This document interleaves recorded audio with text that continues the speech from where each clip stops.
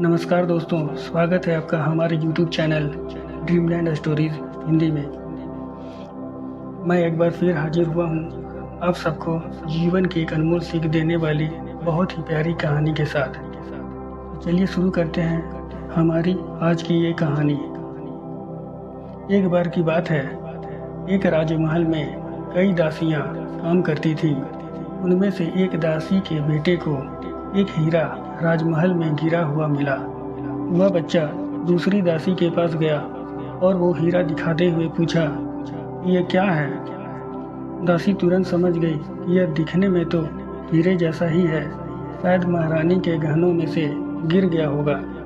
इतना सोचते हुए दासी ने बच्चे के हाथ से वो हीरा ले लिया और खिड़की के बाहर फेंकते हुए बोली, ये फेंक दो इसे, यह कांच का टुकड़ा है, यदि इसे हाथ में रखोगे तो हाथ घायल हो जाएगा। यह सुन बच्चा वहाँ से चला गया। इसके बाद वो दासी तुरंत वहीं गई जहाँ हीरा फेंका था। कुछ देर इधर उधर खोजने के बाद हीरा उस दासी को मिल जाता है। हीरे को लेकर दासी अभी शंका में थी कि यह असली है या नहीं। फिलहाल दासी उसे अपने पास छुपा लेती है और जल्दी से सारा काम खत्म कर वह हीरा लेकर तुरंत एक सुनार के पास पहुंच जाती है। दासी मन ही मन बहुत खुश थी कि यदि यह सचमुच असली हीरा हुआ तो अब गरीबी के दिन गए। दासी ने सुनार को वो हीरा दिखाते हुए कहा कि ये मुझे राजमहल में जमीन में गिरा हुआ मिला।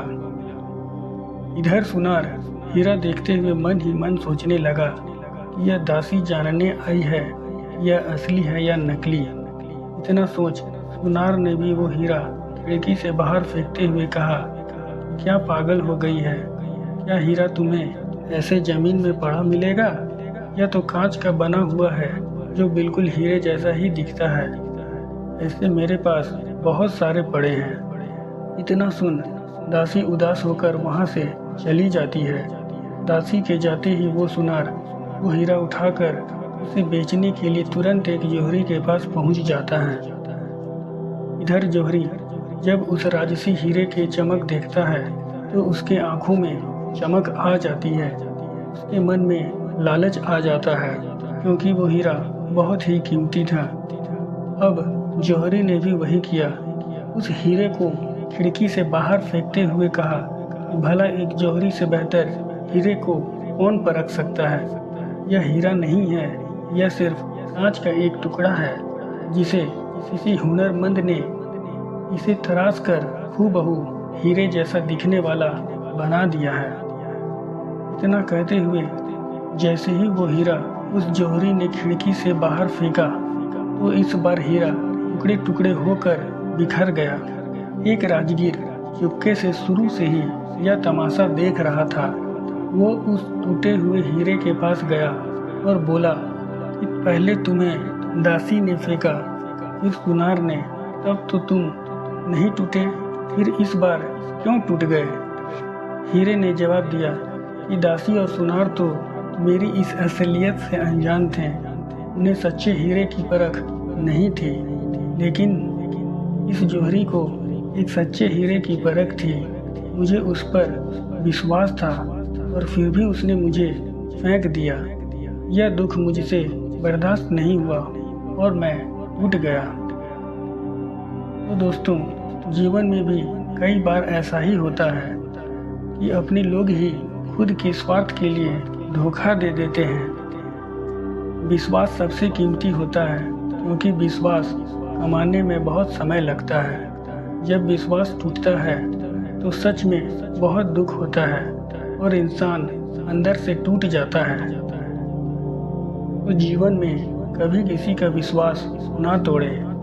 आज किसी का विश्वास तोड़ेंगे तो कल को कोई आपका भी विश्वास तोड़ेगा, क्योंकि हर किसी की जीवन में